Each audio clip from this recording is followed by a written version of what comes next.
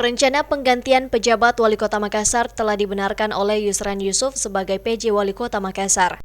Pihaknya mengaku baru mengetahui penggantian dirinya sebagai PJ Wali Kota pada Rabu malam 24 Juni 2020 dengan alasan sebagai PJ Wali Kota Makassar telah gagal dalam penanganan COVID-19 di Kota Makassar. Yusran Yusuf mengatakan penjabat Wali Kota Makassar yang baru diharapkan dapat memimpin Kota Makassar dengan memaksimalkan penanganan COVID-19 di Makassar. Pasalnya, pihaknya telah melakukan upaya untuk menekan RO di Kota Makassar hingga 0,99% atau di bawah 1%, yang menandakan angka kasus mulai menurun. Sehingga dengan adanya penggantian PJ Wali Kota Makassar, Yusran Yusuf titipkan Kota Makassar kepada PJ Wali Kota baru. Yusran Yusuf menyampaikan terima kasih terhadap kerjasama seluruh pihak di pemerintah Kota Makassar. Selama 40 hari, dirinya menjabat sebagai PJ Wali Kota Makassar dan menitipkan dua hal terhadap PJ Wali Kota baru, yakni penanganan COVID-19 dan tahapan Pilkada 2020.